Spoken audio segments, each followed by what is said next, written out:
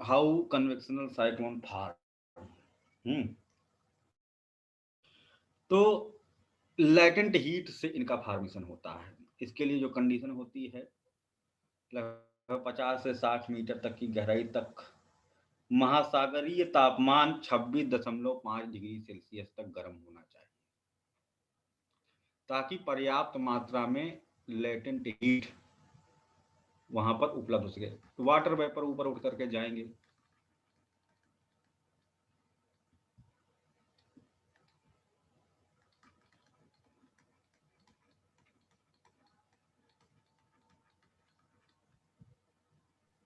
कौन सा टॉपिक है सर ये? ये डाउट क्लियर कर रहा हूँ इनका, कन्वेक्शनल साइक्लोन का फॉर्मेशन। ये तो बताया सर आपने। पता पढ़ा चुका हूँ, लेकिन कह रही कि नहीं है उसमें वीडियो में।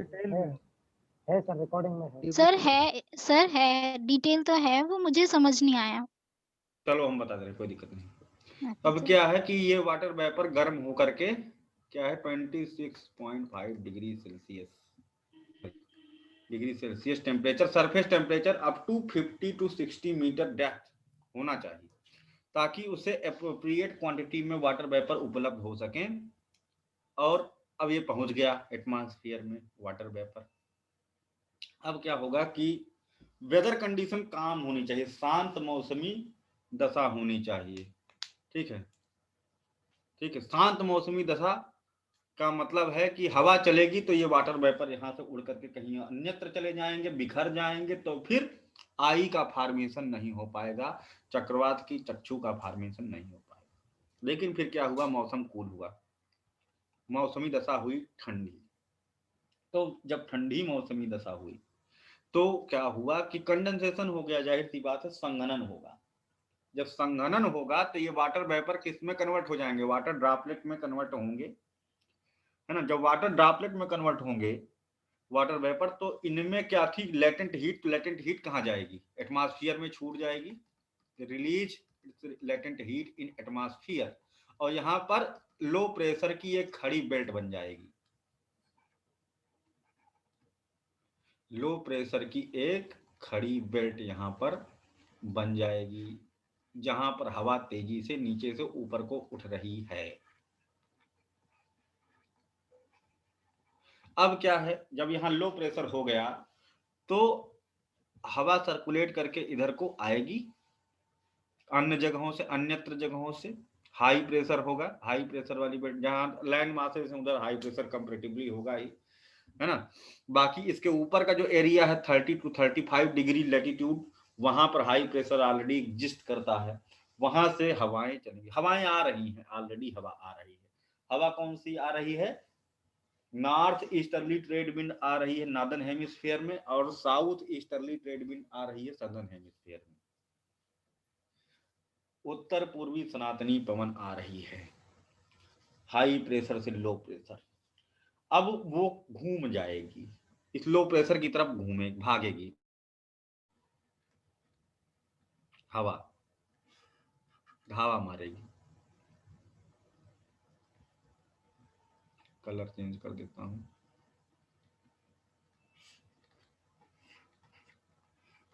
ये हवा इसकी तरफ लो प्रेशर की तरफ झपट्टा मारेंगी।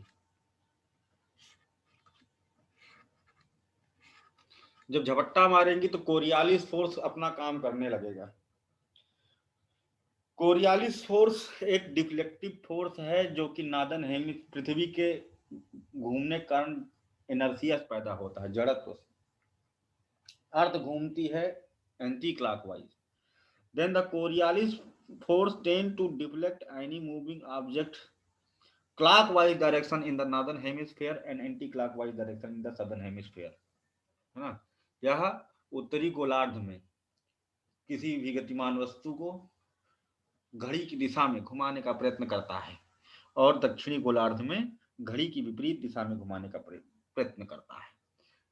ठीक है। इंटेंसिटी ऑफ कोरियालिस फोर्स या strength of Coriolis force reduces toward the equator from the पोल।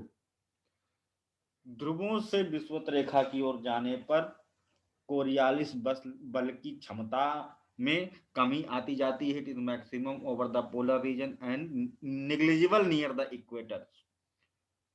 मतलब विषुवत रेखा के करीब क्या होता है, कोरियालिस बल नगण्य होता है, और सबसे ज्यादा होता है कहाँ, ध्रुवों पर होता है। इसका कारण भी एक्सप्लेन किया गया है क्यों होता है ना।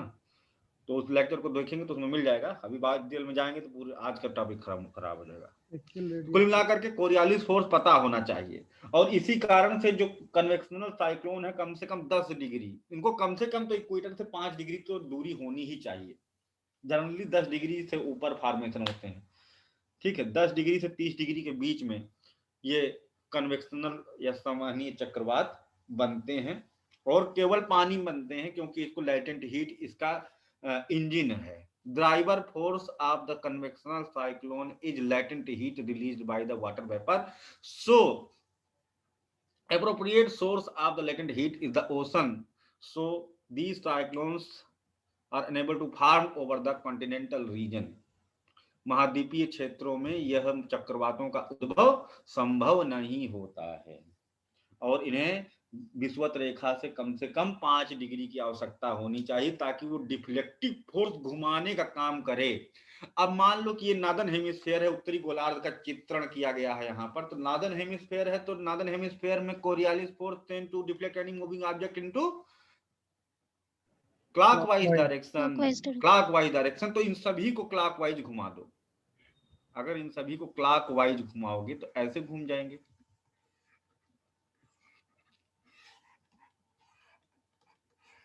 है ना। जब ये सब के सब ऐसे घूम जाएंगे तो चक्रवात जो बाहर से देखोगे तो घूमता हुआ दिखाई देगा anti clockwise in northern hemisphere. हवाएं घूम रही क्लॉकवाइज, लेकिन इनका जो आफ्टर इफेक्ट जो देखने को मिलेगा, है ना, ये तो क्लॉकवाइज घूम रही है, लेकिन इनका जो आफ्टर इफेक्ट देखने को मिलेगा, साइक्लोन जो घूमता हुआ दिखाई देगा वो एंटी क्लॉकवाइज घूमता हुआ दिखाई देगा नॉर्दर्न हेमिस्फीयर में। कुल मिलाकर के इस तरह से ये चक्रवात पैदा हुआ, ठीक है। जबकि टेम्परेट साइक्लोन इस तरह से नहीं पैदा होते हैं, वो different types of air masses के कॉलिजन से, जिसे कहते हैं फ्रंटोजेनेसिस, वाताग्रजनन, ठीक है, उनसे वो उत्पन्न होते हैं। ये तो है चक्रवात, अभी मूव कर गया, घूमेगा और तबाही मचाएगा। तो ये समझ में आया कैसे पैदा होता है। हाँ जी सर। अगर ये स्थल खंड पर जाएगा तो क्या होगा, strength of cyclone is diminishes weak हो जाएगी इन द ग्राउंड, है ना, और कूलर रीजन। ठंडे जगहों पर जाएगा तो इसका जो स्ट्रेंथ है वो क्या होता जाएगा, निम्न होता जाएगा, अपनी पावर क्या कहते हैं खोता जाएगा। क्यों, क्योंकि ये अपनी, क्यों हुआ भाई ऐसा, क्योंकि ये अपने स्रोत से कट गया, है ना, अपने मूल स्रोत से अलग हो गया। इस कारण से इसकी क्षमता क्या हो गई, निम्नीकृत होती चली जा रही। तो अभी क्लियर हुआ, बाकी लेक्चर अब सिर्फ सुनना उसमें है, ठीक है जी सर। तो हाँ, थैंक यू। तो क्लियर हो जाएगा, ठीक है, हाँ जी ओके। सर। अब बात करते हैं हम लोग मानसून की, इंडियन मानसून, जिसमें हम लोगों को पढ़ने हैं कई सीजन्स। अच्छा, कहते कौन कौन सी ऋतुएं हम लोग जानते हैं वैसे भारत में मानसून में? 4 सर। कौन कौन सी? वर्षा ऋतु, शरद ऋतु, ग्रीष्म ऋतु और सर एक है शीत ऋतु। ऑटमन, पतझड़ और 6 ऋतु हैं सर। कौन? पतझड़, बसंत, हेमंत। हाँ अच्छा। ये भी तो है। बसंत ऋतु एक कहते हो, फिर ग्रीष्म ऋतु, वर्षा ऋतु, हेमंत ऋतु रिट्रीटिंग मानसून वाला, हेमंत ऋतु, फिर क्या कहते हैं शिशिर। हाँ, एक शरद ऋतु होती है बीच में, है ना, और फिर शीत। ये साइकिल चलती रहती घूम घुमा करके। लेकिन बसंत और शरद एक ही प्रकार की स्थिति है ना, इनको एक ही कैटेगरी में रखा जाता है, और वो बहुत ही शॉर्ट ड्यूरेशन के लिए होती हैं, और वो चैप्टर में मेन ऋतु के साथ इंक्लूड करके ही पढ़ी जाती है, अलग से नहीं पढ़ी जाती। तो यानी कि इसमें हो गया एक तो आपका सबसे मेन वाला जो रेनी सीजन होता है, south west monsoon season, north east monsoon season जिसे रिटीटिंग मानसून कहते हैं। पहला हो गया दक्षिण पश्चिमी मानसून। म्यूट कर लीजिए बाकी लोग।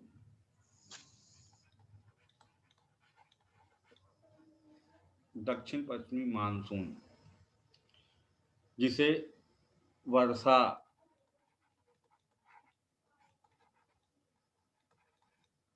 ऋतु के नाम से जाना जाता है। यही है जो मेजर रेनफॉल करवाता है। 80% rainfall in India depend on the southwestern monsoon. Very important for the agriculture of India. यह है हृदय है कह सकते हैं मानसून का, क्योंकि भारत कृषि प्रधान देश है और भारत की कृषि वर्षा पर निर्भर ही करती है, और वर्षा इस ऋतु पर बहुत बड़े पैमाने पर डिपेंड करती है। सर ऋतु मतलब सीजन? हाँ, सीजन। ठीक, फिर बात आती है दूसरा ऋतु हेमंत ऋतु जिसे कहते हैं रिट्रीटिंग मानसून, लौटता हुआ मानसून, उत्तर पूर्वी मानसून जिसे कहा जाता है। ठीक है, नॉर्थ ईस्टर्न मानसून जिसे आप ये भी कह सकते हो रिट्रीटिंग मानसून, हेमंत ऋतु।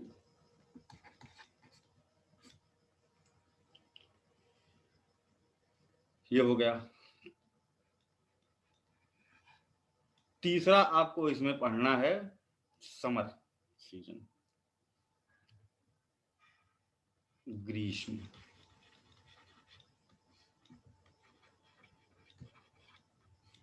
ऋतु, हाँ,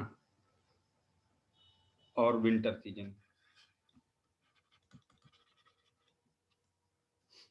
ये कुल हैं जो अलग अलग समय पर अपना प्रभाव दिखाती हैं हमको।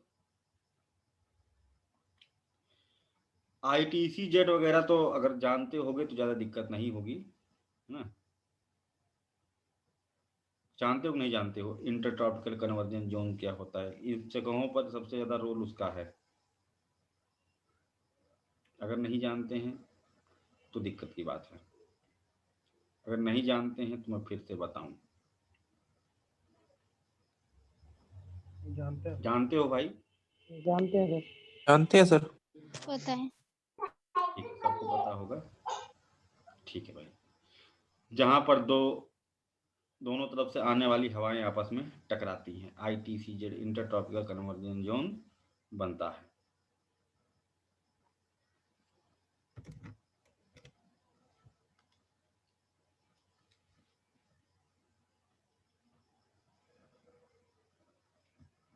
रेनी सीजन के बारे में ही हम वहीं से मेन ऋतु से ही शुरुआत करते हैं, या फिर समर से शुरू करूं, जिस कारण से फॉर्मेशन जहां से शुरू होता है उसको हम लोग कल पढ़ाया था। वैसे जब गर्मी पड़ती है, लू चलती है ना, और फिर उससे मानसून ट्रफ का फॉर्मेशन होता है। मौसम बहुत ही शुष्क रहता है, गर्म रहता है, जायद की ऋतु चल रही होती है। ऐसी फसलें खरबूजा, ककड़ी, तरबूज, इस तरह की फसलें उगती हैं। ये सब चीज़ें होती हैं उसमें कंडीशन में। उसको कंक्लूड करके हम यहाँ पढ़ लेंगे, कोई दिक्कत नहीं।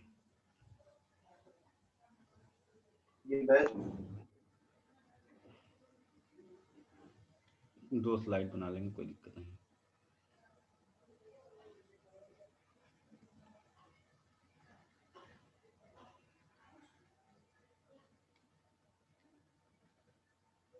पूरा बनाना पड़ेगा, थोड़ा बड़ा बनाना, छोटा मतलब।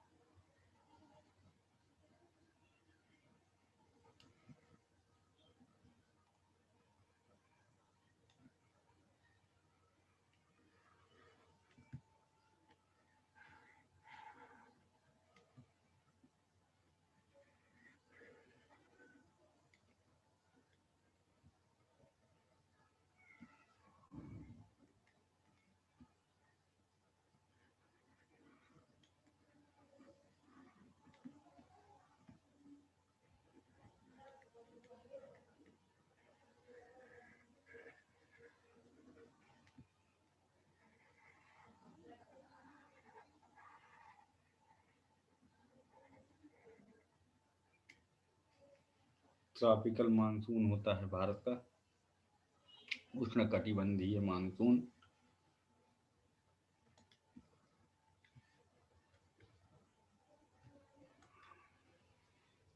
और 2 बहुत महत्वपूर्ण घटनाएं हैं जो भारतीय मानसून को प्रभावित करती हैं,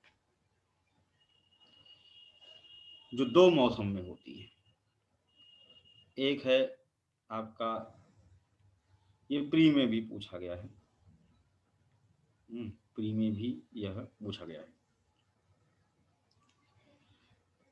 पहला पॉइंट है आपका जून हीट इंसिडेंस।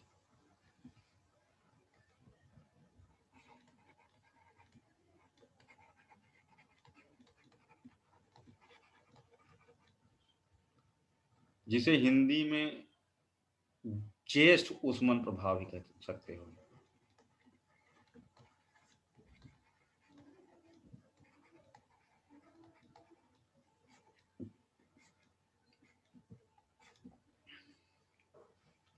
और दूसरी महत्वपूर्ण घटना होती है अक्टूबर हीट इंसिडेंस।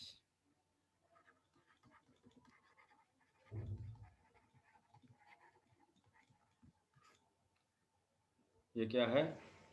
इसको हिंदी में भी यूपी पीसीएस ने पूछ लिया था।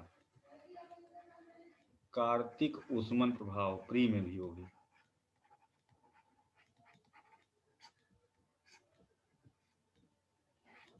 कार्तिक उष्मन प्रभाव ये क्या है? ये 2 महत्वपूर्ण घटनाएं हैं जो भारतीय मानसून को बहुत बड़े पैमाने पर प्रभावित करती हैं। इसको क्या हो गया?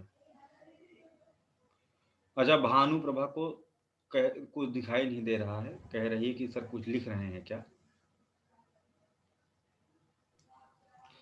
यहाँ तो हमने बहुत कुछ लिख डाला।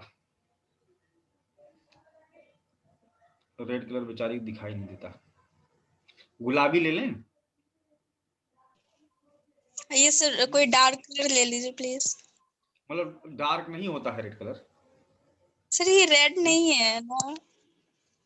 तो अच्छा, येलो भी नहीं है, आपको तो येलो नहीं दिखता है ना, भगवा कलर है ये। हाँ नहीं इसको येलो नहीं दिखता है ना, ऑरेंज नहीं दिखता, रेड नहीं दिखता, ग्रीन नहीं दिखता है ना, व्हाइट तो दिखता ही नहीं है। रितुल जी की तरह गाजर खाया इनको करो, केवल व्हाइट कुछ पे व्हाइट दिखता है सर। आँख वाँख तुम्हारी सही रहे है ना। खाती तो तुम बहुत हो, पता नहीं क्या खाती हो, लेकिन पिज्जा, बर्गर, ये सब खाती। चलो ले लिया, देखो ये अब ठीक है। Yes sir. गुड़िया जी भी बोल रही है जूम करके देखा तब दिख रहा है। ये सब काने लोग पता नहीं कहाँ से आए, आंखें फुड़वा फुड़वा के। दिन भर लैपटॉप में लगे रहती हो इसलिए तुम्हारी आंख खराब हो गई हमको लगता है।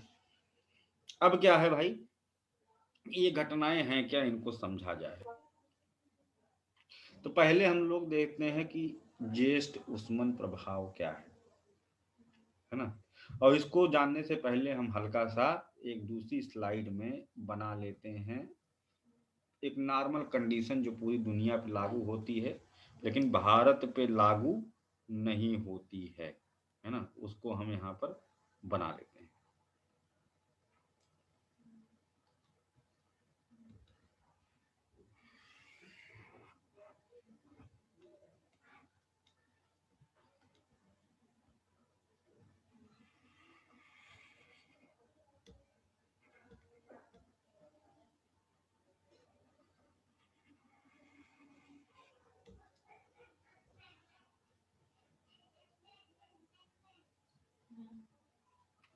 सबसे पहले हम समर ही देख लेंगे तो ज्यादा बेहतर रहेगा। जून हीट इंसिडेंस अभी हम लोग पढ़ने चल रहे हैं क्या होता है समर मानसून में जो घटित होता है।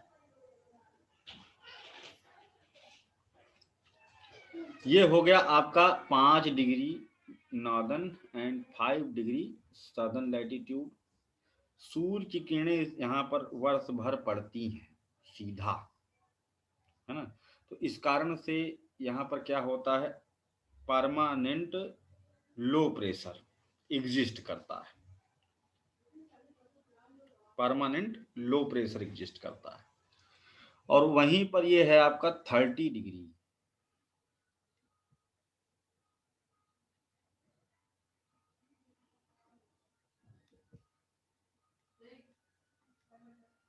नॉर्दर्न और 35 डिग्री सॉरी नॉर्दर्न लैटिट्यूड। और ये आपका इधर इस साइड में 30 डिग्री नॉर्दर्न और 35 डिग्री सॉरी सदर्न और 35 डिग्री सदर्न लैटिट्यूड, यहाँ पर हाई प्रेशर बेल्ट वाला एरिया। तो हमेशा हवा कैसी चलती है, high pressure to low pressure चलती है और गर्म है, ट्रॉपिक्स में बहने वाली हवा है। लेकिन इसको चलना चाहिए था लो प्रेशर पे ऐसे, लेकिन कोरियालिस फोर्स इसको घुमा देगा इस साइड में क्लॉकवाइज, तो ये हो जाएगी ऐसे।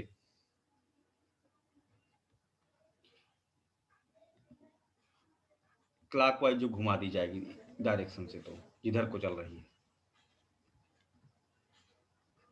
और इधर सदर्न हेमिस्फीयर हो गया, तो इसको चलना चाहिए था ऐसे, जाना चाहिए था high pressure to low pressure. ये अश्वक्षांश है high pressure belt, low pressure ITC Z inter tropical convergence zone, जिसे डोल्ड्रम भी कहा जाता है, काम जोन शांत परिक्षेत्र। चक्रवात कभी आ ही नहीं सकता यहाँ, क्योंकि यहाँ कोरियालिस फोर्स नहीं है, निग्लिजिबल है, नहीं कह सकते हैं, कमजोर है भाई बहुत ज्यादा। तो यहाँ पर एंटी क्लॉकवाइज कोरियालिस फोर्स ने घुमा दिया।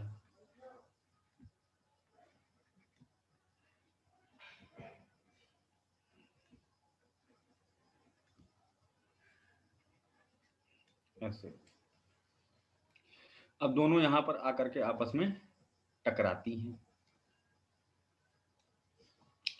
और जो दोनों आपस में आकर के यहाँ टकराती हैं तो यहाँ से ये ऊपर उठ करके घूम करके हेडली सेल का फॉर्मेशन करती है, इधर को स्विंग करेगी, हाई प्रेशर के पास स्विंग करती है, ऐसे गोल गोल गोल गोल घूमती रहती है पूरी धरती पे, planetary wind.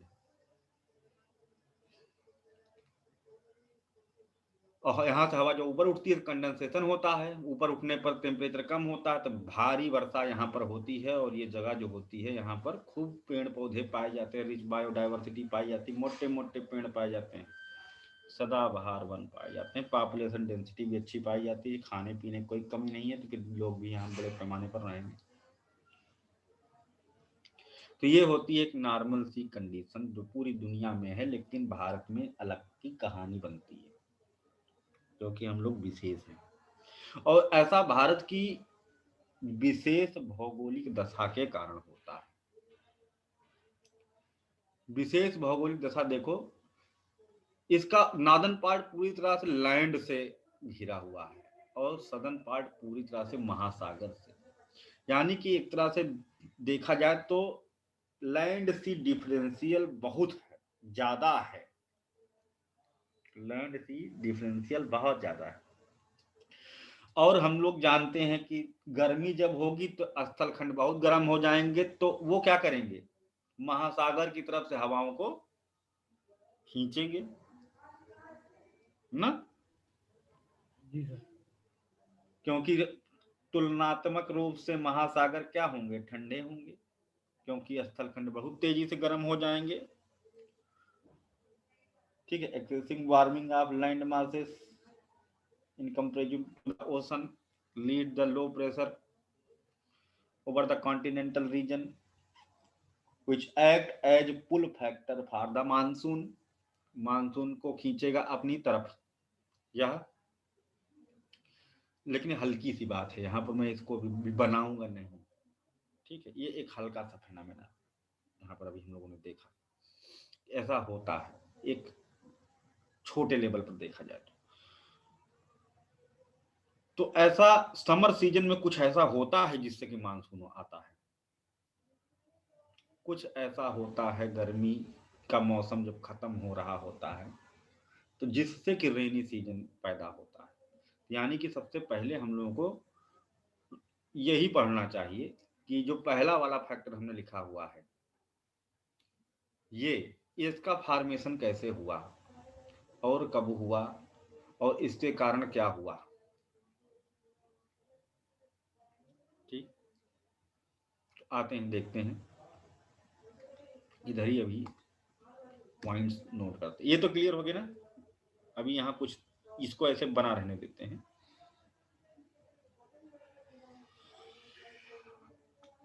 Summer season and June heat incidence, सबसे पहले हम लोग गर्मी से ही शुरू करते हैं, बेहतर रहेगा।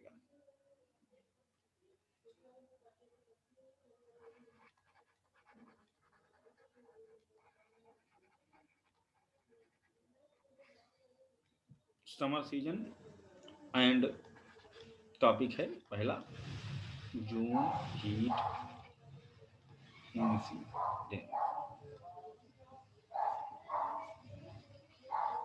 ग्रीष्म काल एवं ज्येष्ठ उष्मन प्रभाव। जेठ का महीना मिड मई से शुरू हो जाता है और मानसून आने के पहले लगभग वही 8-10 जून तक चलता है, ऐसे ही। तो लेकिन ये जो समर है ये तो इंसिडेंस अलग हो गया जो इससे एसोसिएटेड है, लेकिन समर शुरू कब से, फिर से लाल से लिख दिया, सॉरी भानु, है ना, सर भगवा ये मैं दिख हो जा रहा रहा है हूँ। सर, ये व्हाइट पे लिखे हो ना, दिख रहा है सर ये। अच्छा चलो ठीक है फिर।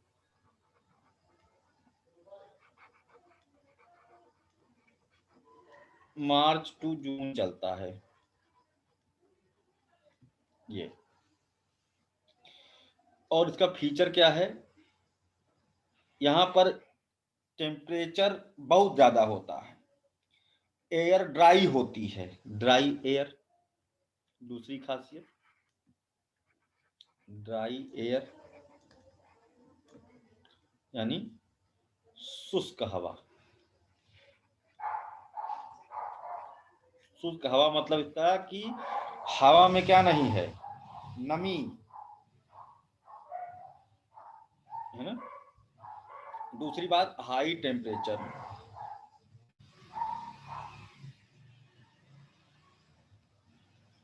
उच्च तापमान,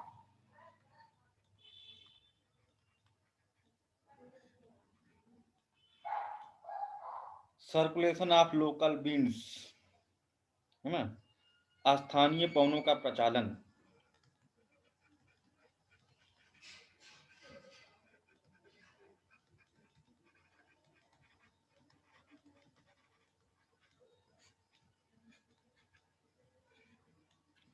बाइफर्केशन ऑफ सरफेस विंड, है ना, bifurcation of surface wind and jet stream.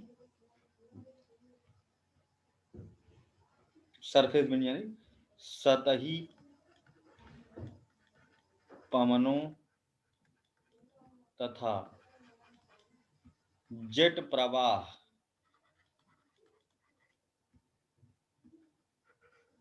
का टूट जाना।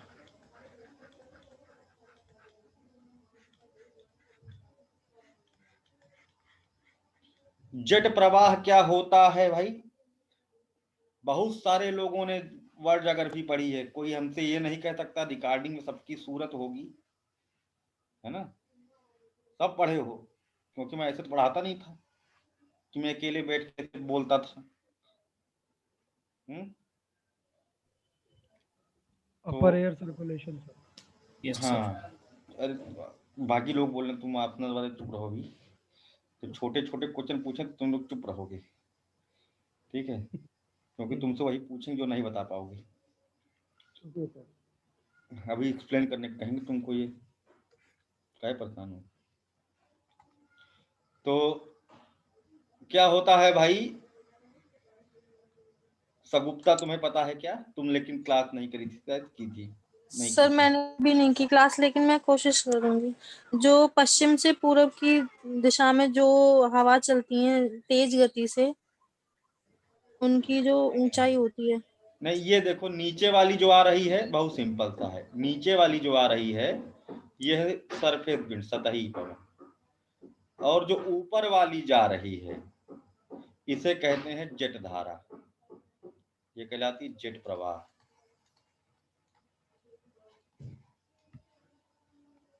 ऐसे मान लो सरफेस है, यहाँ की हवा नीचे से ऊपर गई, यहाँ की जगह लेने के लिए हवा यहाँ से यहाँ आई, यहाँ से हवा यहाँ गई, यहाँ से हवा यहाँ गई, गोल चक्कर बन गया।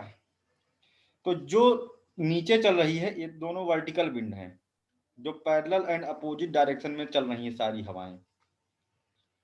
नीचे वाली सतही और ऊपर वाली जेट स्ट्रीम कहलाती है, ऊपर वाली। तो ये कह रहा है यहाँ कि इस मौसम में टूट जाती हैं। और वही जब टूट जाती हैं तो वही आगे जाकर के बनेगा जून हीट इंसिडेंस, और जो जेट स्ट्रीम अभी मैं बता रहा था वो सब इसी में अभी हम लोग जान जाएंगे। और फिर जो पहला वाला प्रश्न था प्रभाव करने वाले कारक, उसमें उठा करके उसको टाल देंगे। बड़ा सरल की बात है ना? अब देखते हैं अगली बात। तो ये हो गई इसकी खासियत, 1 2 3 4 5 खासियत यहाँ पर हम लोगों ने देख लिया। इसे क्या कहा जाता है? This is pre monsoon period.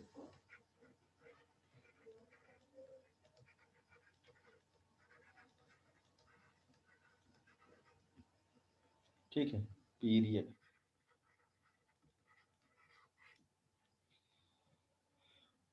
Monsoon का पूर्व काल, मानसून आने के पहले का समय यह है। और सबसे खास बात जो है, ये वाला पॉइंट भी यहाँ पर कैरेक्टरिस्टिक में लिख सकते हैं, जून उष्मन प्रभाव इसके अंतकाल में देखा जाता है, लेटर फेज में। इतनी विशेषताएं हैं ग्रीष्मकालीन मानसून की। अब देखते हैं कि टेम्परेचर कैसा रहता है, देख लेते हैं, सीक्वेंस से चलते हैं। ये वाला भी हम लोग पढ़ रहे हैं, 4 में से पहला हटा रहे हैं, थर्ड स्लाइड।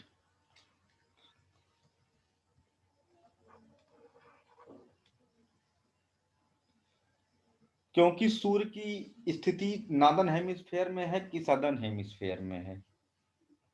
किधर है सूर्य देवता? नॉर्थ, नॉर्दर्न गोलार्ध में। हाँ, उत्तरी गोलार्ध में। यानी कि उत्तरी गोलार्ध में, और उत्तरी गोलार्ध में लैंड मासेस हैं, और तो इंडिया जहाँ पूरा लैंड मासेस से घिरा हुआ है, यानी कि बहुत ही गर्म हो जाएगा, है ना? यानी कि हाई सन इंसोलेशन, ठीक है, सूर्य तप अधिक होगा।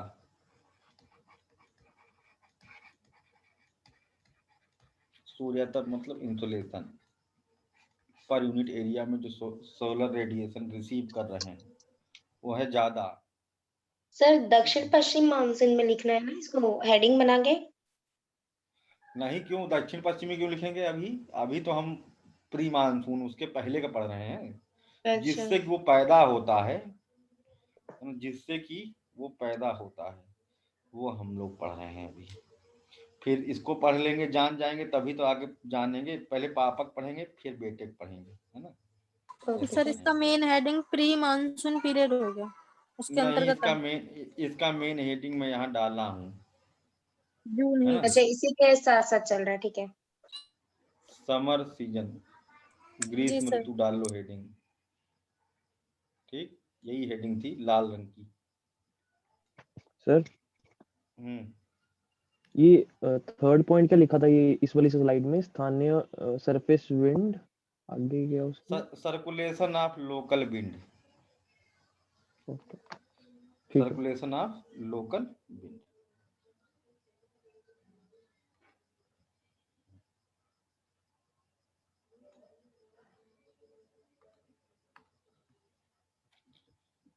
अधिक सूर्यताप, higher solar insulation, because of the apparent movement of sun in northern hemisphere, क्योंकि सूर्य की किरणों का सापेक्षिक विचलन उत्तरी गोलार्ध की तरफ है। इस कारण से सूर्य की किरणों का सापेक्षिक विचलन, apparent shift of the solar rays toward the northern hemisphere, toward the tropic of Cancer, कर्क रेखा की तरफ है,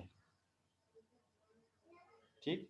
अभी शुरुआत में क्या होता है, मार्च में अगर हम पकड़ेंगे, मार्च का महीना, मार्च से जून का कहानी है, तो मार्च में क्या होगा, मार्च में हम लोग जानते हैं कि सूर्य देवता 21 मार्च को सीधे कहाँ चमकते हैं, कर्क रेखा पर।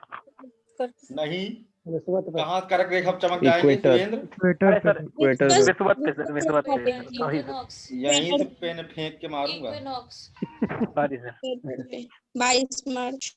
हाँ, जून में चमकते हैं कर्क पे सर।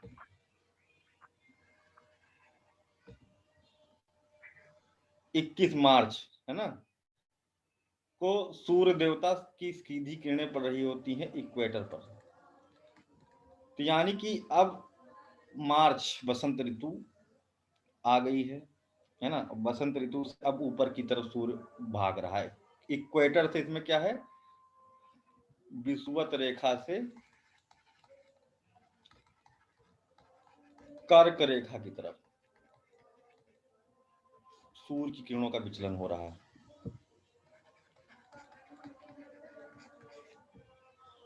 इक्वेटर से ट्रॉपिक ऑफ कैंसर की तरफ मूव कर रहा है सोलर रेडिएशन, सूर्य नहीं मूव कर रहा है। अपेरेंट शिफ्टिंग जरूर लिखेंगे, है ना। किरणें पड़ रही हैं। अब क्या है, यानी कि सबसे ज्यादा तापमान कहाँ पर होगा, मार्च के महीने में, क्योंकि जो भारत का मेन लैंड है वो शुरू हो जाता है 8 डिग्री 4 मिनट से, 8 डिग्री 4 मिनट से प्रारंभ हो जाता है। तो इसका मतलब जैसे ही ये इक्वेटर से मूव करना शुरू करेगा ऊपर की तरफ, तो हाईएस्ट टेम्परेचर एग्जिस्ट करेगा कहाँ पर,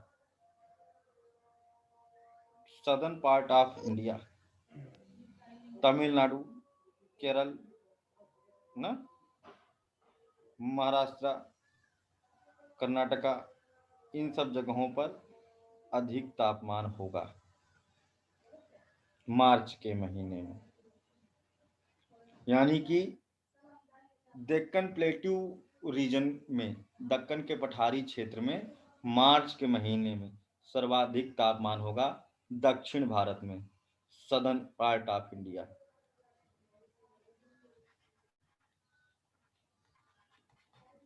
जैसे जैसे ऊपर जाएंगे वैसे वैसे जगह बदलती जाएगी हाईएस्ट टेम्परेचर का। यहाँ लगभग तापमान होता है 42 से 45 डिग्री सेल्सियस, काफी ज्यादा तापमान है भाई, है ना। यहाँ पर कौन कौन है, यहाँ से, यहाँ पर कई लोग हैं दक्षिण भारत से। यहाँ इस समय राहुल हैं, शिवेंद्र हैं, गजेंद्र भी काफी समय वहां पर रहे हैं, है ना। कुछ बच्चे मॉर्निंग में आते हैं महाराष्ट्र के, है ना। तो आप लोग गर्मी में कभी जाकर वहां पर तो रहे होंगे, तो फील करते होंगे कि कितनी ज्यादा गर्मी है, बहुत गर्मी होती है। फिर अप्रैल का मंथ,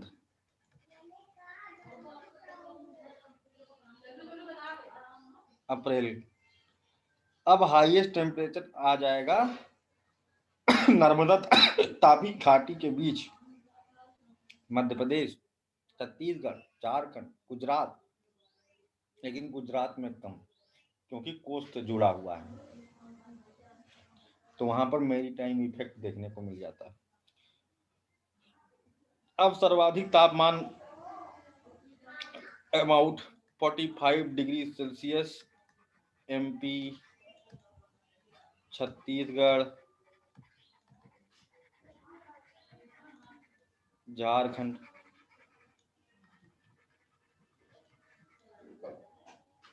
में देखा जाएगा। बिटवीन नर्मदा तापी वैली, नर्मदा तापी घाटी के बीच। अब आया मई का महीना, सूर्य देवता और ऊपर। हाँ राहुल। सर ये सर्वाधिक तापमान तो वहां पर रहेगा ना जहाँ पर सूर्य की किरणें लंबवत पड़ेंगी। हाँ तो सर ये अप्रैल मंथ में ये नर्मदा घाटी पर लंबवत तो नहीं पड़ेंगे ना सर? तो कहाँ क्योंकि रहेंगे? तीन महीने में 23 डिग्री शिफ्ट हो रहा है, तो सर एक महीने में नॉर्मली 8 डिग्री आएगा। तो ये अप्रैल में आएगा दक्षिण भारत में, मई में रहेगा ये इसके आसपास। नहीं भाई, मार्च देखो, मिड अप्रैल से ये पहुंच चुका होता है मध्य अप्रैल, यहाँ मध्य मार्च, मतलब 22 मार्च के बाद से बात की जा रही है यहाँ। हाँ 22 मार्च के बाद से 0 डिग्री से 22 मार्च से 22 अप्रैल तक जो है तुम्हारी तरफ, फिर 22 अप्रैल के आगे की बात है ये, ठीक है। 22 अप्रैल से आगे की बात है ये, जब ऊपर उठ चुका है, आधा अप्रैल से ज्यादा बीत चुका है, उसके बाद की कहानी। ये जितनी कहानी बता रहे हैं इक्विनॉक्स के बाद की बात है, विषुवत रेखा से तभी ऊपर जाती है। तो आधा अप्रैल से ज्यादा तो तुम्हारी तरफ रहता है, लेकिन जो लेटर फेज है अप्रैल का, वहां से वो ऊपर उठ चुका होता है। अब पड़ रहा होता है गुजरात, एमपी, इन सब जगहों पर रही होती है। मई में तो और ऊपर आ जाएगी, है ना, मई में और ऊपर आ जाएगी। अब एकदम एग्जैक्ट ऊपर पहुंचेगी ये गुजरात, मध्य प्रदेश और इन सब जगहों पर। लेकिन सबसे ज्यादा तापमान गुजरात, मध्य प्रदेश, छत्तीसगढ़ में अब नहीं होगा मई के महीने में। क्यों? क्योंकि इसकी किरणें थार के मरुस्थल पर भी पड़ रही हैं, है ना, और इस कारण से मरुस्थल ज्यादा तप जाएगा। गर्म ज्यादा होना चाहिए था, एमपी, छत्तीसगढ़ वगैरह को ज्यादा गर्म होना चाहिए था, क्योंकि सूर्य की किरणें सीधी पड़ रही हैं मध्य प्रदेश, छत्तीसगढ़, झारखंड वगैरह पर सीधी पड़ रही हैं, गुजरात में पड़ रही हैं। लेकिन गुजरात में मैरीटाइम इफेक्ट काम कर रहा है। और दूसरी बात, इन सबसे भी ज्यादा तापमान अब एग्जिस्ट करेगा राजस्थान में, सबसे ज्यादा तापमान।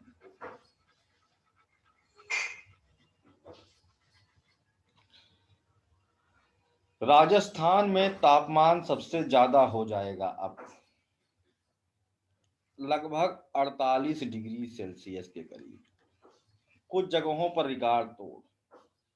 जैसे सबसे ज्यादा तापमान, है ना, अलवार लगभग 50.5 डिग्री सेल्सियस नोट किया जाता है मई में, है ना। और जब ये बहुत गर्म हो जाता है ना, बहुत गर्म हो जाता है, तो हवा बहती है, लू पैदा होती है, सर्कुलेशन ऑफ लू बिगिन। लू पैदा हो करके, जिसके बारे में कल वाली क्लास में हम लोग पढ़े थे, है ना, पैदा हो गई। सूर्य देवता की अभी सीधी किरण कर्क रेखा पर नहीं पहुंची है, लेकिन तब भी मरुस्थल तो खुद ज्यादा गर्म हो ही गया, सुपर वार्म और हीट वेव जनरेट होगी जिससे कि लू चलेगी। ईरानियन डेजर्ट तथा थार के मरुस्थल से हो ईरान के मरुस्थल से होकर के आगे को बढ़ती है लू और वो कवर करती है गंगेटिक प्लेन, आगे बढ़ती। इस तरह से यहाँ का तापमान भी उठा देती है। वो 3 से 8 डिग्री सेल्सियस तापमान को उठा देती है। 8 डिग्री सेल्सियस वेस्ट साइड में, और फिर जैसे जैसे आगे बढ़ती है, क्योंकि मैदानी क्षेत्र है, नदी है, मिट्टी में मॉइस्चर है, तो वो सब थोड़ा हीट खींच लेता है, तो लगभग 3 डिग्री सेल्सियस तक। लेकिन तब भी तापमान अधिक बढ़ गया। अब यहाँ से एक क्वेश्चन सॉल्व हो गया। कौन सा वाला क्वेश्चन सॉल्व हो गया? Warmest month occur prior to tropic month, solstice month. ग्रीष्म संक्रांति से पहले ही सर्वाधिक गर्म माह आ जाता है। उसका कारण जो है यहाँ पर हमने देख लिया। तो सोलिस्टिस मंथ ज्यादा गर्म क्यों नहीं हो पाता है फिर? भाई तो कर्क रेखा पे आ जाए तो और ज्यादा गर्म हो जाए। अभी कर्क रेखा पर नहीं पहुंचा है तो वो एकदम गर्म हो गया और वहां से लू चल रही है, पूरा गरम गरम कर दिया पूरा मैदानी क्षेत्र। तो ठीक है भाई, समझ में आ गई। और जब कर्क रेखा में आएगा तो क्या वो मरुस्थल कह देगा ना भाई अब नहीं होगा, मेरे से हो गया, मैं जितना गर्म होना था हो गया, मैं नहीं मानता, मैं ऐसा करेगा वो? और गर्म हो जाओ भाई, और गर्म हो जाओ। बताओ, तुम रुक जाओ, तुम रुक जाओ। सोनिया जी बता सकती हैं क्या कि ऐसा का हो जाता है भैया कि जब सूर्य देवता नहीं पहुंचे थे तो बहुत ही गर्म हो गया, लेकिन जब सूर्य देवता पहुंच गए तो फिर ये डर गया? अभी भी गर्म हो जाओ, अभी भी सुपर वार्म हो जाओ, अभी भी लू चला दो, चलाते रहो लू, और तगड़ी लू चलाओ अब की बात। तुम निकले इधर से काले कलूटे हो जाए हम लोग, जो कि ऑलरेडी हैं। गंगा के मैदानी क्षेत्र में रहने वाले लोग हम लोग। क्यों सोनिया जी? एक डाउट तो बनता है जो हमें हो रहा है। मेरा डाउट कौन संतुष्ट कर सकता है? भानु प्रभा, हाँ बताओ, तुम ही बता लो। चलो सर, वहाँ पे हवा गर्म होने के कारण क्या होगा कि हवा ऊर्ध्वाधर चलेगा, ऊपर की तरफ चलेगा, तो लो प्रेशर क्रिएट होगा। तो लो प्रेशर क्रिएट होने के कारण जो आसपास की हवा है वो उधर की ओर मूव करेगी। तो फिर हवा के टकराने के कारण फिर बारिश मतलब वर्षा होगा और फिर उतना गर्मी नहीं रहता है।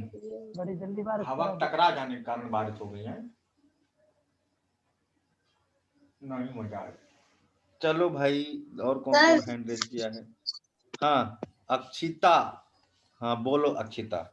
सर वो एक रीजन ये होता है कि इक्वेटर पे सन की रेज डायरेक्ट होती हैं और जो ट्रॉपिक ऑफ कैंसर या ट्रॉपिक ऑफ केप्रिकॉर्न पे स्लांट रेज जाती हैं, तो इसलिए इन कंपैरिजन इक्वेटर पे के जब डायरेक्ट जून में ऐसा होता है सर जब ट्रॉपिक ऑफ कैंसर पे डायरेक्ट जाती है तो वो कहते हैं स्लांट रेज होती है ना, सन वो ट्रॉपिक ऑफ कैंसर ऊपर है जून में।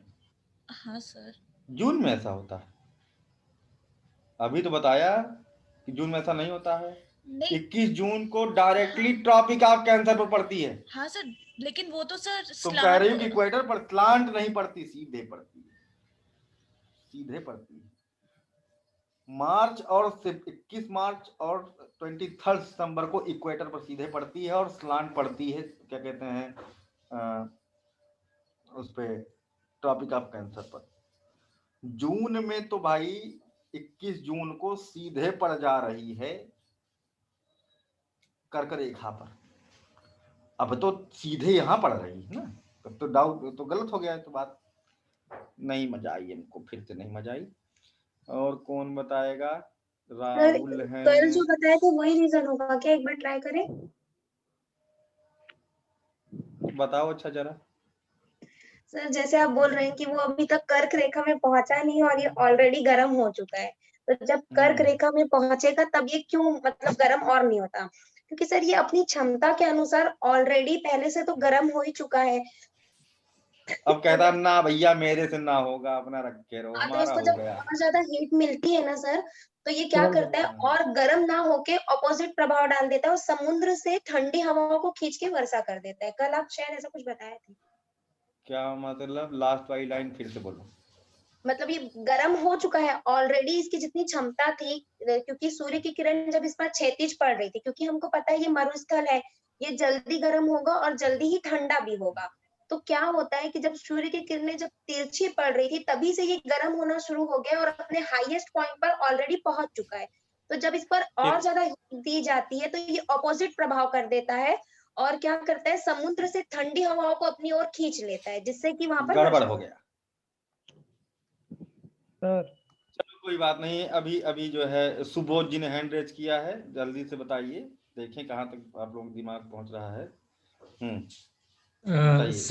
सर इसका एक मुख्य कारण ये भी है कि ग्रीष्मकालीन में जो वर्षा होती है वो मेडिटेरियन सी से जो हवा चलती है जो इसके प्रभाव को थोड़ा गलत हो कम गया। कर देती है। ये भी गलत है। गलत हो गया। सर एक नेक्स्ट। बार हम कोशिश करें, हम भी आंसर। नहीं नहीं, जो पहले हैंड रेज किए हैं उनको मौका देंगे, तुम रुक जाओ अभी। अभी राहुल जी, शिवेन सबसे पहले बोलना चाह रहे थे, शिवेन जी फिर राहुल जी, है ना? राहुल जी, हाँ थोड़ा सा टेक्निकल है यहाँ, टेक्निकल नहीं, बहुत हल्की सी बात है। चलो बताओ शिवेन। क्यों भाई? कहते जी मेरे सर। खाते में जगह नहीं है, पैसा नहीं आ सकता, रखे रहो अपना नहीं पैसा। ऐसा नहीं है, ऐसा नहीं है। ये सर जैसे ऑलरेडी हीट गर्म हो चुकी होती है और जब ये गर्म इतना ज्यादा गर्म हो जाता है कि इसका तापमान विषुवत रेखा के तापमान से ज्यादा हो जाता है, तो सर जो ITCZ का तापमान है इसके तुलना में कम होता है। तो जो दक्षिण पश्चिमी हवाएं आ रही हैं वो हवाएं विषुवत रेखा पे न रुक करके, मतलब ऊपर उठती वहां न उठ करके इस क्षेत्र तक आने लगती है सर धीरे धीरे करके। जब वो हवाएं इस क्षेत्र तक आएंगी सर तो बादलों का निर्माण प्रारंभ हो जाता है और एक तो इससे डबल इफेक्ट काम करता है सर। एक तो बादल आ जाएंगे तो जो अल्बीडो इफेक्ट है वो बढ़ जाएगा, सूर्य तब कम आ पाएगा। दूसरा सर बादल के आने से सर वर्षा भी होगी, इस कारण से सर तापमान कम हो जाता है सर। अच्छा राहुल जी, क्या इन्होंने सही बताया है? और आधा कॉन्सेप्ट पकड़ा है सर, थोड़ा सा गड़बड़ हो गया। हाँ बताओ, अच्छा तू बता दो। अच्छा जो छोड़ा है तो। हाँ सर इसमें होता क्या है कि पहली चीज जो साइबेरिया की तरफ से जो ठंडी हवाएं आ रही होती हैं, जो हमारी हेडली सेल है उसका पूर्ण चक्रण नहीं बन पाता है, क्योंकि यहाँ पर गर्मी होती है तो यहाँ पर लो प्रेशर जनरेट होगा, हवाएं ऊर्ध्वाधर चलना शुरू करती हैं। और उसी टाइम पर जब सूर्य उत्तरी गोलार्ध की तरफ शिफ्ट करता है तो थोड़ा सा 5 से 10 डिग्री आपका हमारा ITCZ शिफ्ट हो जाता है नॉर्दर्न हेमिस्फीयर में। तो जो वहाँ पर ITCZ जो जनरेट होता है, दोनों तरफ की सनातनी हवाएं आकर के मिलती हैं, वहां से ऊपर उठती हैं, तो वो विषुवत रेखा से थोड़ी सी ऊपर की तरफ आएंगे उत्तरी गोलार्ध में। उत्तरी गोलार्ध में आते ही कोरियोलिस फोर्स उनको वेस्टर्न साइड में घुमा देता है। तो जब वो वेस्टर्न साइड में घूमेंगी तो वहां पर लो प्रेशर कहाँ पर, लो प्रेशर हमारा राजस्थान के आसपास कहीं पहले से जनरेट हुआ होता है, तो वो हवा यहाँ तक आ जाएंगे और यहाँ पर क्या मानसून द्रोणी बनेगी और हवाएं ऊर्जा में जाके वहां पर फिर बादलों का फॉर्मेशन होता है।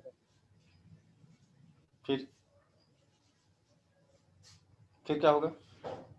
तो जून में सर इधर बारिश शुरू हो जाएगी सर भारत के पश्चिमी घाट पर, इसीलिए सर वहां पर तापमान कम रहता है।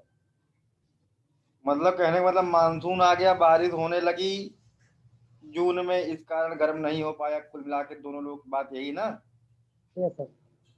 तो सही है, एक्सीलेंट, राइट आंसर, दोनों लोगों का सही है। सर एवरीवन में पहले लिख दिए थे, एक बार देख लीजिएगा। अरे तो बाद में देख लेंगे, है ना? तो अभी क्या है कि ये हम जान रहे थे तुमको बता लोगे तुम, है ना? हम जान रहे थे बता लोगे तुम। एवरीवन में तुम कहा पहले लिख दिए सर, आप ही को भेज रहे थे, गलती से एवरीवन में चला गया। ठीक है, तो कुल मिला करके ये जितना बता दिए, पूरा जून हीट इंसिडेंस इन लोगों ने बता दिया। इतना नहीं पूछे थे, सिंपल बताना देना चाहिए था, सरल तरीके से कि भाई सर्कुलेशन ऑफ लू स्टॉप हो जाएगी, यहाँ पर मानसून द्रोणी का फॉर्मेशन ऑलरेडी हो चुका है, जब पहले ही सुपर वार्म हो गया था, और वो इतना सक्षम हो चुका है कि वो हवाओं को, मानसूनी हवाओं को अपनी तरफ खींच ले, और ऑलरेडी वो पहले ही खींच चुका है, मानसूनी हवाएं यहाँ पहुंच चुकी हैं। अब बारिश शुरू हो चुकी है भाई, है ना। 21 जून की बात की जा रही है, 21 जून, जब कर्क रेखा पर सीधे चमक रहा है, जबकि मानसून 7 से 8 तारीख को आ जाता है, बारिश शुरू हो जाती है कि नहीं। बहुत लेट हुआ, 10 जून, है ना, को पहुंचेगा। तो अब क्या हो गया, मौसम ठंडा होना शुरू हो चुका है ना। ठीक है, तो मानसून क्या हो गया, ऑलरेडी क्या हो चुका है, मानसून पहुंच चुका है, मानसून ने ठंडक पैदा कर दी, मानसून ने बादल छा दिए हैं, अल्बेडो इफेक्ट कम हो चुका है। जो जो बात बोले थे अक्षरशः सत्य है, बारिश खूब होती है। This is the right explanation, है ना। यानी कि आप लोग बात को गहराई से समझ रहे हो। ठीक है सगुप्ता, तुम्हारी लास्ट लाइन हमने इसलिए तुमको बोला था फिर से बोलो, लेकिन तुमने कहा इतना ज्यादा हो गया है कि अब वो निगेटिव इफेक्ट पैदा कर रहा है। ये लाइन तुम्हारी गड़बड़ थी, नहीं तो सरल तरीके से तुम्हारा आंसर सही हो जाता। कुल मिलाकर तुम पढ़ रही हो, है ना। हाँ, इससे हम कह सकते हैं कि तुम्हें अब चीजें समझ में आना शुरू हो रही हैं। ठीक है, तो कुल मिलाकर के ये बात यहाँ पर थी। जिसको ना समझ में आया फिर से पूछ ले, क्योंकि ये डायरेक्ट ओवरहेड होने से पहले ऑलरेडी वार्म हो चुका था, और उसके बाद इसने मानसून को खींच लिया था, बारिश शुरू हो गई। बारिश शुरू हो जाने के कारण, मौसम बादल छा जाने के कारण अल्बेडो इफेक्ट पर कम हो गया, ट्रांसपेरेंसी एटमॉस्फेयर की कम हुई, और अब क्या हो गया, बारिश भी हो रही है, मौसम को इसने ठंडा कर दिया, कूल कर दिया, पहले जैसा नहीं रहा। लू का सर्कुलेशन इस कारण से बंद हो चुका है। ठीक है, मानसून ने रिप्लेस कर दिया लू को, मानसूनी हवाओं ने लू को रिप्लेस कर दिया, हटा दिया, कह रहे हैं तुम्हारा काम हो चुका भैया, हम आ गए, है ना, अब तुम जाओ। तो इस कारण से जो वार्मेस्ट मंथ आ जाता है वो ट्रॉपिक से पहले आ जाता है। ट्रॉपिक के बाद इसलिए नहीं आ पाता है क्योंकि ट्रॉपिक के बाद तक बारिश हो रही होती है, वर्षा हो रही होती है, लू रिप्लेस हो चुकी होती है, जो गर्म करने का काम कर रही थी। 8 से 3 डिग्री सेल्सियस तक तापमान को उठा के बढ़ा दे रही थी। अब ये बहुत सरल तरीके से बताइए, अभी इसमें कोई डाउट है क्या?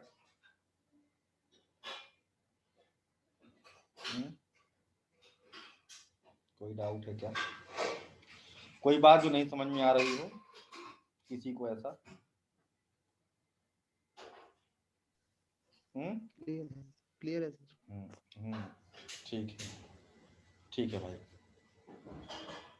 जून में लगभग ट्रॉपिक के पहले ही लगभग 10-12 जून तक गंगानगर बहुत गर्म हो जाता है, लगभग 50.5 डिग्री सेल्सियस तक गंगानगर गर्म हो जाता है, जबकि मई में अलवार बहुत गर्म हो जाता है।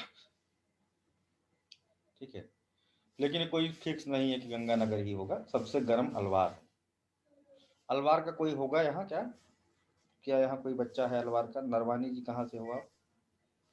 अलवर सर। हाँ, कहाँ से आप हो क्या? वहां से नहीं, आप तो वहां से बुंदेलखंडी हो। नहीं, मैं तो बुंदेलखंडी सर। कोई अलवर का नहीं है ना, कोई बात नहीं, अच्छी बात है। अब हम लोग देखते हैं कि उसके आगे की कहानी क्या है। तटीय क्षेत्रों में तापमान कम होता है, जो कोस्टल रीजन है वहां पर तापमान कंपैरेटिवली लो होता है। It is because of maritime effect, महासागरीय प्रभाव के कारण तटीय क्षेत्रों में तापमान कम होता है। ठीक है, इसको लिखने की जरूरत नहीं बोलते। ठीक है, अगली बात, क्यों? मॉडरेटिंग इफेक्ट ऑफ द सी, महासागर के साम्यकारी प्रभाव के कारण तटीय क्षेत्र में तापमान तुलनात्मक रूप से स्थिर होता है, कम होता है, कह सकते हैं, जो बाकी जगहों की तुलना में। अगली बात, ये थोड़ा सा बढ़िया बात है, पश्चिमी तट का तापमान ठीक है, पूर्वी तट से ज्यादा कम होता है। एक बात हमने कहा कि तटीय क्षेत्र का तापमान, temperature of coastal region is lower than the middle part of the India. It is because of the maritime effect, moderating effect by the sea. चलो समझ में आ गया। लेकिन अब यहां पर बात दूसरी आ गई कि वेस्टर्न कोस्टल रीजन जो है उनका तापमान ईस्टर्न कोस्टल रीजन से ज्यादा कम होता है, ज्यादा कम होता है। अब बताओ, हैंड रेज करो भाई आप लोग। सर राहुल ने हैंड रेज फिर से किया, आपकी मजा लेंगे तुमसे। हाँ ठीक है। कौन से मंथ में ये रहता है सर? मंथ और बता दो। आप ये जो बता रहे हो पश्चिमी तट का तापमान कम रहता है, कौन से मंथ की बात है? पूरे समर सीजन में कहीं भी रहे सूर्य, पूरब की तुलना में पश्चिमी तट का तापमान कम होता है।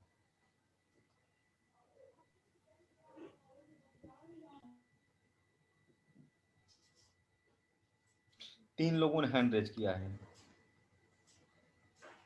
मिहिर, तुम हैंड रेज नहीं करते हो इसलिए तुमको मौका नहीं देते हैं। सर मेरे में ऑप्शन नहीं देता सर हैंड रेज करने का, इसलिए हम बोल देते बहुत हैं। बढ़िया है ना? तुमसे जो है जूम अलग से पैसा मांग रहा है। हाँ हाँ। शिवेंद्र, अभिषेक, सुबोध, राहुल, बहुत बढ़िया सुबोध जी, आप ट्राई कर रहे हैं। लेकिन बाबा आपको जो है मौका देते हैं, अभी तक आप नहीं बोल रहे हो। के बाद बाबा बताएंगे बात, ये तो बहुत बड़ी बात है। हाँ बताओ बाबा। नहीं सर, सही है गलत क्वेश्चन है अपना एक कि सर पश्चिमी तट पे क्या तो नदियां वगैरह ज्यादा बहती हैं शायद वहां पर, तो क्या है कि उनके प्रभाव से नदी है, ये नहीं सूखा पड़ा बेचारा। पश्चिमी घाट नदियां बहती हैं। हाँ तो गलत हो रहा है। ठीक है, हो गया ना? नहीं पता। चलो ठीक है, नेक्स्ट मौका मिलता है सुबोध जी को। हाँ बताइए सर। ये दक्षिणी पश्चिमी मानसून के कारण और सर ऑस्ट्रेलिया से चलने वाली जो ये ठंडी हवा है सर, उसके कारण। दक्षिणी पश्चिमी मानसून के कारण, तो दक्षिण पश्चिमी मानसून तो दोनों ही तटों पर चलता है। सर लेकिन आती है इधर से सर, केरला से स्टार्ट होते हैं ना, तो पश्चिमी तटों पर ज्यादा शुरुआत होती है सर। इसकी मतलब ज्यादा ये रहता है प्रभाव। जी सर, ऐसा हो सकता है, सही हो। ठीक है शिवेन जी।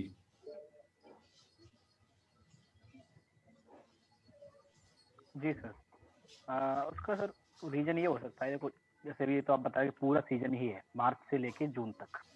तो जून का तो समझ में आता है कि भाई वहां से बारिश आती है, तो ऑब्वियसली बात है कि वो तो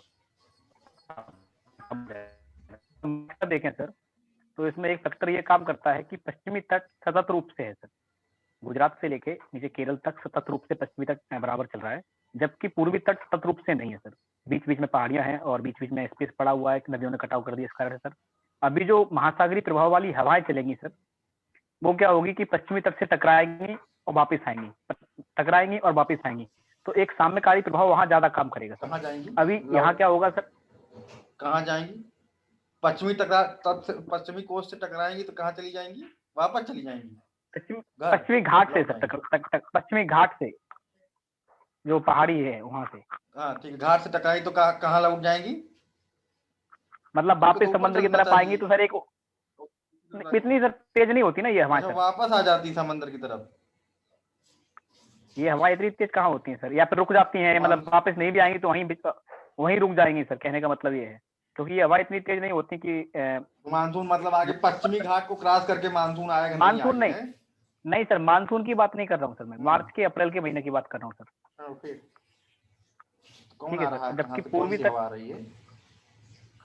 नॉर्मल सर महासागरीय प्रभाव वाली हवाएं जो है, जो महासागरीय प्रभाव मतलब साम्यकारी प्रभाव डालती है, वो हवाएं सर सामान्य वाली। अच्छा। और पूर्वी तट पे सर जो क्या है कि सतत रूप से नहीं है सर, तो वहां से हवाएं निरंतर जो है आगे बढ़ जाती है सर, तो सामयिकारी प्रभाव उतना ज्यादा इफेक्ट नहीं कर पाता। और बरसात के समय भी देखें सर, मतलब जो प्री मानसून होता है या फिर मानसून होता है, वो भी सर गलत है। पश्चिमी घाट को पहले हिट करता है सर, जून के महीने में जाके। गलत है गलत है।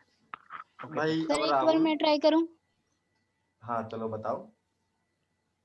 सर आपने ये बताया था ये जब इधर अरब सागर की साइड से जो हवाएं आती हैं तो यहाँ पर ओरोग्राफी इफेक्ट के कारण ना जो वेस्टर्न घाट है वो ज़्यादा ऊंचे हैं, तो जब स्टार्टिंग में जो टकराते हैं तो कंडेंसेशन होने के कारण यहाँ बारिश ज़्यादा होती है, लेकिन अपोजिट साइड में जब ये हवाएं उतरती हैं तो ये ड्राई हो जाती हैं, जिस वजह से आगे बढ़ते बढ़ते वहाँ वेस्टर्न घाट ईस्टर्न घाट की तरफ तापमान बढ़ जाता है शायद। अच्छा, हो सकता है सही हो सकता है गलत हो। राहुल सर क्लियर करो तो हम बताएं। सर जैसे तुम लक्ष्मी बता जी ने जो बताया है अभी वो भी एक फैक्टर है, लेकिन वो ओनली मानसून सीजन के लिए है। सर एक फैक्टर इसका ये है कि जब पृथ्वी घूमती है ईस्ट से वेस्ट की तरफ, तो वेस्टर्न साइड में जितना भी नहीं ईस्टर्न साइड में जितना भी सर तापमान रहेगा, तो अर्थ जड़त्व के नियम के अनुसार वो जो भी तापमान जो शिफ्ट होगा वो अपने से पश्चिम की तरफ शिफ्ट होगा। तो ये पश्चिम की तरफ जब आएगा वो सबसे पहले तो पूर्वी घाट पर आके टकराएगा, सर जो भी तापमान रहेगा, तो उस वजह से वहां का तापमान ज्यादा रहता है। एक कारण हुआ ये, और बहुत इन डेप्थ सोच डाले, बहुत ज्यादा दिमाग इफेक्ट हो लगा गया डाले। हाँ और एक सर ये मानसूनी विंड का तो अभी लक्ष्मी जी ने बताया वो है सर। लेकिन बात सही है, 3 फैक्टर काम कर रहे हैं, ठीक है, जिसमें सबसे पहला फैक्टर ये इनकी बात सही है ना, जो हवाएं चल रही हैं, है ना, अभी मानसून आने के बीच में जो टेम्परेचर का डिस्ट्रीब्यूशन हो रहा है, वो जड़त्व का नियम जो उन्होंने बताया कि पृथ्वी घूम रही है एंटी क्लॉकवाइज, तो क्लॉकवाइज उसको उठा करके फेंक रही है। तो उससे होता क्या है, जैसे इधर का जो है टेम्परेचर इधर को फेंका जाएगा, है ना, और इधर का टेम्परेचर इधर को फेंका जाएगा। ये नॉर्मल सी बात है। ये कब की कंडीशन है, जब मानसून आने वाला है उसके बीच की घटना है, तो इसको तब भी तापमान ज्यादा है। अब मानसून आ गया, जून में क्या कहते हैं, मानसून जो सीजन शुरू हो गया उसके पहले। अभी इसमें क्या होता है कि भाई इस साइड में ऑनशोर होती है हवा, है ना, इधर पैरेलल होकर निकल जाती है। हाँ, और यहाँ से पैरेलल होकर निकल जाती है, ऑफशोर होती है हवा, बाद में बाइफरकेट होती है, निकलती है ऐसे, लेकिन कोस्ट पर बारिश नहीं कर पाती है। तो वो तमिलनाडु वगैरह वाला सेक्शन क्या रह जाता है, सूखा रह जाता है ना, ड्राई रहता है।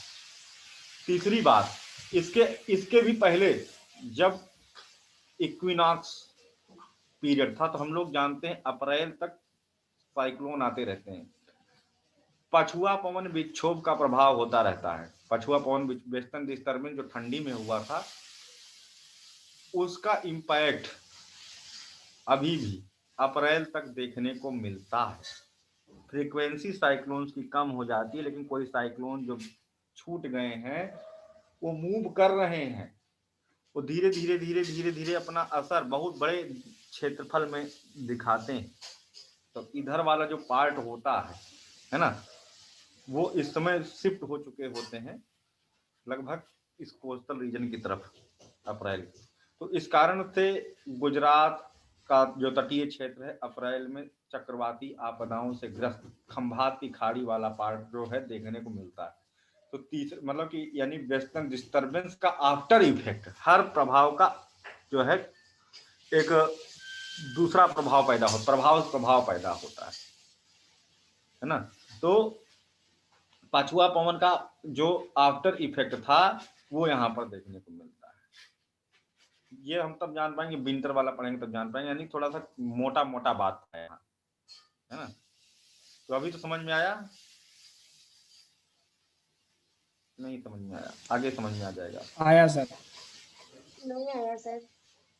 सर पहला और थर्ड वाला समझ नहीं आया। सेकंड वाला समझ में आया?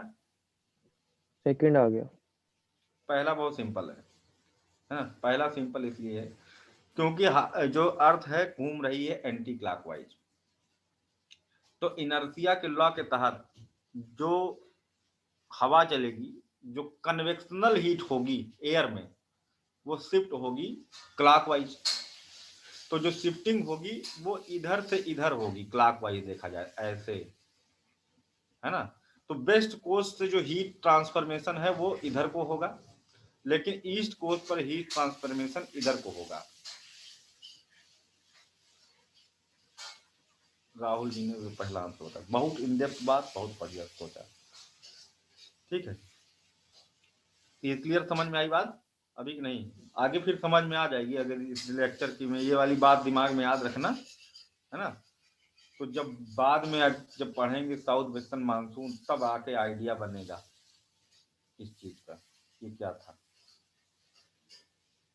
ठीक है, सरल नहीं है भाई ये इंडियन क्लाइमेट।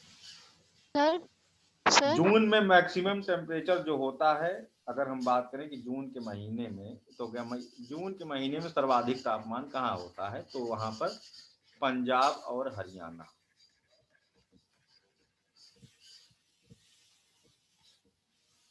ठीक है, ट्रफ के ऊपर वाला पार्ट। ठीक है, मानसून ट्रफ के ऊपर वाला पार्ट है जो कि गर्म रह जाता है। ग्रीष्मकालीन मानसून से इसे बारिश नहीं मिलती बेचारे, क्योंकि मानसून यहाँ पहुंचते पहुंचते क्या हो जाता है, हालांकि सूखा हो जाता है। अभी हम जून के महीने की बात कर रहे हैं, ओवरऑल जून का महीना अगर हम देखेंगे तो पंजाब और हरियाणा जो होता है वो ज्यादा वार्म होता है, क्योंकि ये ट्रफ के नॉर्दर्न पार्ट में आ रहा है जो मानसून ट्रफ। अभी आगे बात करते हैं, अभी तो ये शुरुआती हल्की सी बात है, अभी हम लोग बहुत मेन बातों पर गए नहीं फिलहाल। ठीक है, दैनिक तापांतर की दशा बहुत हाई होती है ग्रीष्म काल में। अगला पॉइंट है diurnal range of temperature is much higher.